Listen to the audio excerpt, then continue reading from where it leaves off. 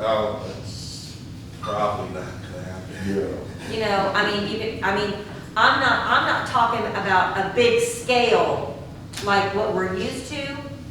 Of course, start off small. At least it's something. Yeah, This community needs something Yeah, to I'll get talk- us back to normal. I'll talk to the board. We just had a meeting a few days ago, but I'll talk to them and see what they say. But, When's your next board meeting? we haven't set that up. We do it by Zoom. As needed. As needed, because they want to have them once a quarter. So right now, everybody's hunting and stuff. Councilmember Martin. So you can come help out without being a volunteer fire. Of course. That's all I want. You don't need a old man like me to be a volunteer. You probably die trying to get there. Yeah, I would help. Yeah, if you have a function, it'll be posted on Facebook way in advance, and if anybody wants to volunteer to help out with stuff, they can. I'll talk to the board about the, pick it, August, you said? At least a cook-off of something. I'll see, but, I mean, you can get in touch with Steve Jimenez. He did our last cook-off. oh yeah, I talked to Steve, Yeah. I know him, but, I I'll think see. he'd be more than Depends on- happy to do that for us. Yeah, but it's not only that, it's the cost. I understand. But they're expensive. And if you don't get enough people interested in the payout for the cook-offs, the grand prize, if that's not a lot of money, these guys are not gonna come out here and cook. I used to compete, so, the price has to be right for a lot of them. I think you should have a resident cook-off. We could do that. Yeah, there are all kinds of things we can do. One fundraiser we want to do is, or we talked about maybe having before Thanksgiving, doing a turkey leg sale, drive through the fire station, black turkey leg, and then breakfast with Santa Claus before Christmas. Well, you know, you could also bring back the margarita pour-off. That doesn't hardly cost anything. Well, that's true, but we'll see. I'll talk to the board. You sound like a parent saying, "We'll see." I don't like to hear that. I'll think about it. Thank you for starting up the volunteer. Yes, thank you, Casey. I have one question about, do you all have the volunteer Facebook page up and running, or where do we get information that's not? No, I'm gonna have to have somebody young Oh, do that, because I tried and it didn't work out right for some reason. So, okay. Well, if y'all want to send chief information, you know, when you have events and activities, we can put that on the city social media and website. I did put, well, no, it's the website, right?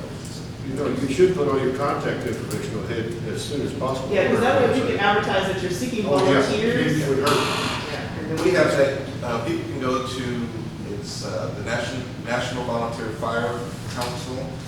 That's what we signed up to have a page, and they can go in there and apply, and it sends an email.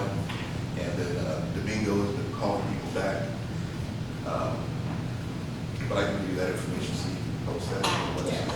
And I've got a funny feeling you could get on Kirby Society, and they would allow you to put something on there. I put something on Kirby. I saw one, yes. Yeah. And you should make that a permanent thing, truthfully. I don't know the rest of the site. Casey, just so you know, I already had a citizen text me right now that they would be willing to run the pour-off. Okay. that's real time. Tell them, we'll get back to them. Yeah, because I have to get permission from the board before I do this. Of course, It of costs course. over the limit that. All right, does anybody have any other questions for Casey? Just thank you. Thank you so much, Casey, for starting this back up for us. You're welcome. These guys, and this, the chief. Thank you. Thank you. All right.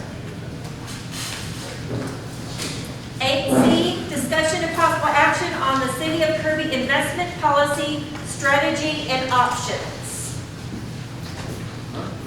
All right, so, I don't know if it was last meeting or a couple of meetings ago, we talked about our investment report, and we discussed, you know, looking at some other potential investment options.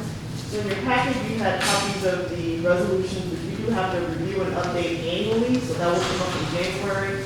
We have an approved investment policy and an approved investment strategy, and that is on how we're going to invest our money, And that's in line with the Public Funds Investment Act, which you do have to follow. But I thought it would be helpful to give you a breakdown of what all of the city's portfolio is, both our cash accounts and our investment accounts, and an explanation of what each of those funds are for. So that's what you have there color coded. You'll see that the yellow coded items are the things that we have at Church Bank and Trust, which is where our depository contract is for our bank accounts. And the blue colors are our tax pool accounts, which are all of our investment accounts. And you'll just see that these are all the unreconciled total list of 9/30/2021, which will be reconciled during the upcoming audit, which is why we don't do a quarterly report for the end of the fiscal year, because that's taken care of through the audit. But wanted you to see those, and the key things are, so you'll notice on all of the blue highlights, that's where our investments are, our tax pool money. So that first one under the general fund is operating revenue. It's been open since December of 2000. And you'll see under the water fund, we have 3 different investment accounts with tax pool. The first one is the water system, opened in October of 2005. And then we have the meter fund, which was opened in July of 2001. Those funds are restricted. That is for deposits that come in. So when people pay their deposit for their water accounts, we have a cash account that stores that. You'll see that's the meter checking. And then when they close an account, if they get refunded, it gets refunded out of that checking account. But apparently when that was open in 2001, they may have had too much money sitting in the bank. So it was obviously moved over into that tax pool account to spread that out a little bit. And then also some $100,000 of it was placed in a CD. And that's the yellow highlight, the meter CD that was opened December 11th of 2008. So those are what, all of the funds that are in water that we have now. And then the last tax pool investment account we have is the general obligation series bond for 2018. That's for the street, for the Ackerman Road project. That's the largest account that we have in tax pool. That's over $6 million. All of the interest that's accrued on that account in the bank is at $7,794 that you'll see under the capital project series. So what we do is when we get ready to pay our engineer, or once we get a construction contract, we transfer the money out of that tax pool general obligation account into the capital series account in the bank, and then we pay it that way. One of the reasons we've been keeping it there is because of the liquidity. So we need to be able to get that money right away. So we get an invoice on Monday, we can actually, if we do it by a certain time of day, we can transfer that money the same day and be able to pay those accounts. So if we had all of it tied up in a CD, we wouldn't be able to access it as much. But I did check with our financial advisors and just discuss other options. So they did say, if we felt like the Ackerman project, we know it's going to take about 24 months. So if we felt like we don't want to leave the whole $6 million in the tax pool, we could potentially take some of that and place it in CDs if you feel like it would grow more interest there. Now, like we mentioned, our depository contract is with Church Bank, so we did research whether or not we can put them in other banks, and we cannot do that right now because we are in a 5-year depository contract with Church, so we do have to keep all of our money there unless we decide to do a renegotiation of that contract.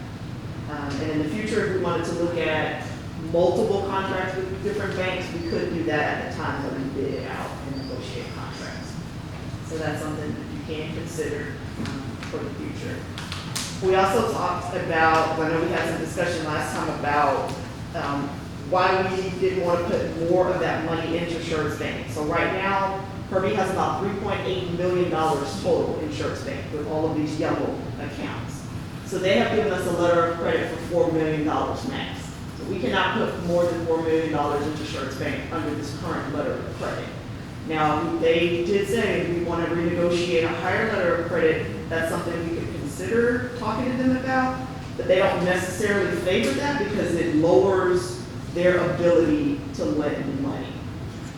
And so that's typically why they have to provide letters of credit or collateral or pledge security to all of the entities that have money there. So the more they have to secure, that's more reducing their loan power or lending power.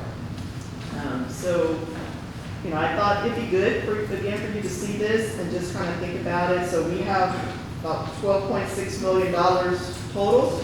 8.9 million of that is in the tax pool, and the remaining of that is in insurance bank, broken up as noted.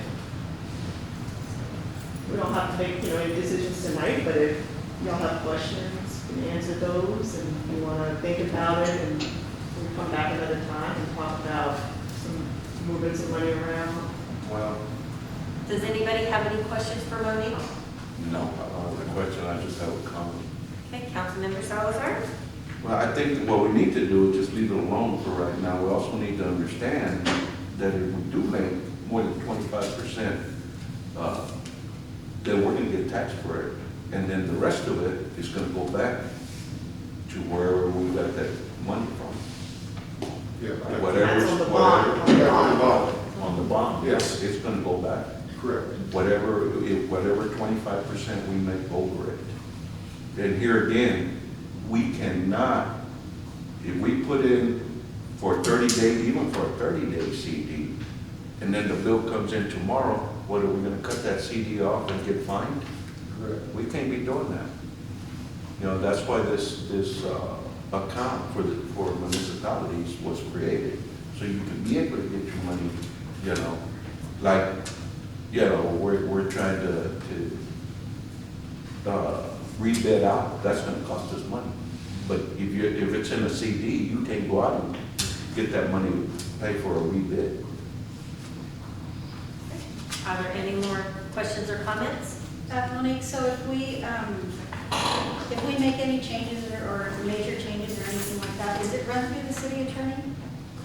We would go through our auditor. Now, if we felt like it was something that needed legal advice, we'd go to the city attorney. But just our investment and how we move our money around is typically, we have the auditors, and then we have Hilltop Securities, who's our financial advisors, and they have counsel that they use, their legal counsel. And then we would have to pay for that? We would, yeah. So it would cost us money to try to make money?